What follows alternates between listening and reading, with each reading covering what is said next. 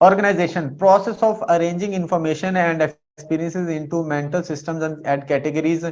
Information को, experiences को different categories अपने माइंड के अंदर कैटेगरीज में बना बना के रखना, उसको ऑर्गेनाइजेशन कहते हैं।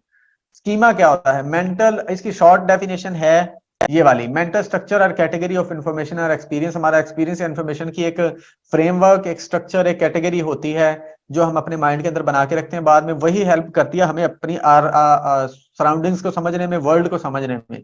ठीक है, इसको थोड़ा सा डिटेल में देख लेते हैं ताकि इसका आपको कोई कंफ्यूजन ना रहे।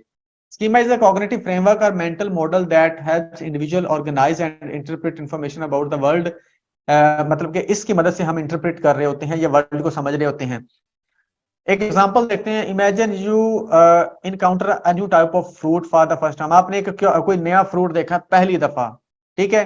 You notice that it is small. आपने उसको नोटिस किया कि वो छोटा है, राउंड है एंड ग्रीन है, and it has a slightly rough texture on the outside, और रफ सा उसका टेक्सचर है। यू टेक अ बाइट, फिर आपने उसको चखा, and taste something sweet and tangy. आपने उसका अजीब सा टेस्ट, स्वीट है और टेंजी टाइप, ये पता नहीं कौन सा होता है लेकिन ये टेस्ट है, ठीक है। You might initially have difficulty understanding what this fruit is and how to categorise it. अब आप एक फर्ज कर लें, अमेज़न के जंगलों में गए, वहां पर आपने एक नया फ्रूट देखा, वहां उस फ्रूट के बारे में आपने उसको चख के देखा, उसकी शेप वगैरह देख ली, उसका जायका देख लिया। अब आपको पता नहीं है कौन सा फ्रूट है, लेकिन आपने उसको पहली दफा एक्सपीरियंस कर लिया है, ठीक है। पहली दफा आपने एक्सपीरियंस कर लिया है। अच्छा, उसके बाद however as you continue to learn about this fruit and encounter it more frequently you might start to develop a schema for it। जब आप उसके साथ एक्सपीरियंस करते हैं, आप यहां पर तो इन्होंने लिखा है ना कि आप जिस तरह से मतलब उसको बार बार देखते हो तो आप फिर उसके बारे में क्या बना लेते हो, एक स्कीमा बना लेते हो, ठीक है। अब एक तो ये है ना कि आप आपने एक चीज देखी और आप गुजर गए, उसके बाद जिंदगी में दोबारा आपको उसकी जरूरत नहीं पड़ी या आपने उसको दोबारा एक्सपीरियंस ही नहीं किया, तो वो तो हो सकता है भूल जाए आप में, आपको उसके स्कीमा की जरूरत ना पड़े। लेकिन एक चीज ऐसी कि आप उसको बार बार देख रहे हैं, ठीक है।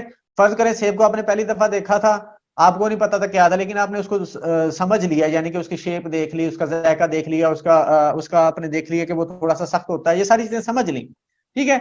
अब आप बार बार उसके साथ आपका एक्सपीरियंस होता है, तो फिर आपने एक स्कीमा बना लिया कि यार ये इसको एप्पल कहते हैं, ये सेब है, इस तरह का होता है, राउंड होता है, ठीक है, सख्त होता है, और रेड होता है या ग्रीन होता है, उसके बाद जायका इसका मीठा होता है, समटाइम तुर्श भी होता है, ठीक है।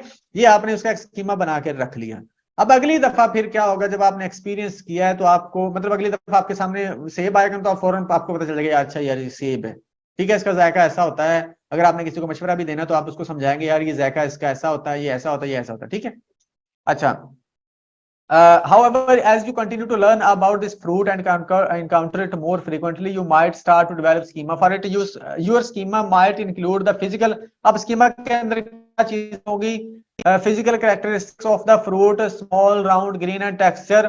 It taste भी होगा, and perhaps even more contextual information।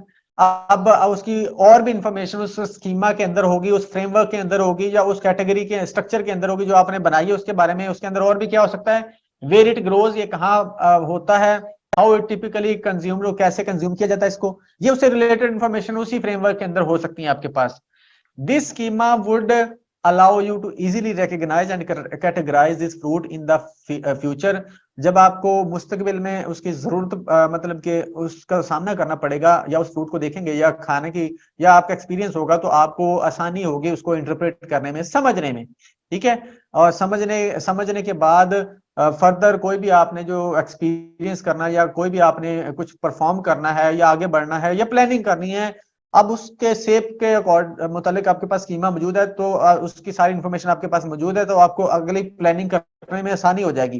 खाना है या नहीं खाना, कब खाना है, क्यों खाना है, कैसे खाना है, ठीक है, ये प्लानिंग करें। ये एक फ्रूट की बात कर रहा हूं। इसी तरह कोई और आपके पास एक्सपीरियंस हो अच्छे, आप कह सकते हैं कि किसी जगह पर जाना है, या आप ऐसा कर रहे हैं, आपने शेर देखा, उसका आपने स्कीमा बना लिया कि खतरनाक होता है। अब आप जंगल में से जा रहे हैं तो आपको पता है कि यहाँ पर शेर भी होता है। अब आपको पता है कि यहाँ पर शेर होता है, आपके पास स्कीमा बना पड़ा है, उसकी सारी इंफॉर्मेशन है, ठीक है, क्या क्या होता है वो। अब आपको अगली प्लानिंग करने में बड़ी आसानी होगी अगर आपके पास उसका स्कीमा मौजूद है।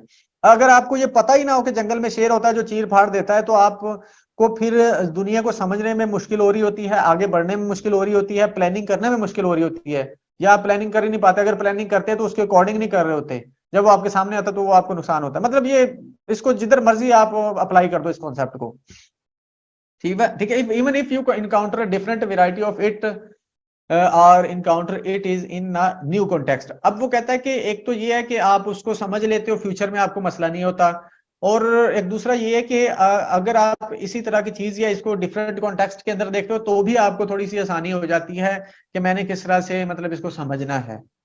Schemas are important cognitive structures that help us make sense of the world around us by organizing and interpreting information। और ये हमें हेल्प कर रहे होते हैं कि कैसे हमने अपनी इन्वायरमेंट को समझना है, इंटरप्रेट करना है।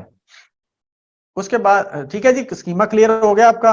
आप जब पहली दफा किसी चीज को देखते हैं तो उसका आप जो कॉन्सेप्ट बना के अपने माइंड के अंदर हैं, उसका एक फ्रेमवर्क या उसकी स्ट्रक्चर बना के रख लेते हैं, उसको स्कीमा बोलते हैं। बाद में वो आपकी हेल्प कर रहा होता है वर्ल्ड को समझने में, इंटरप्रेट करने में।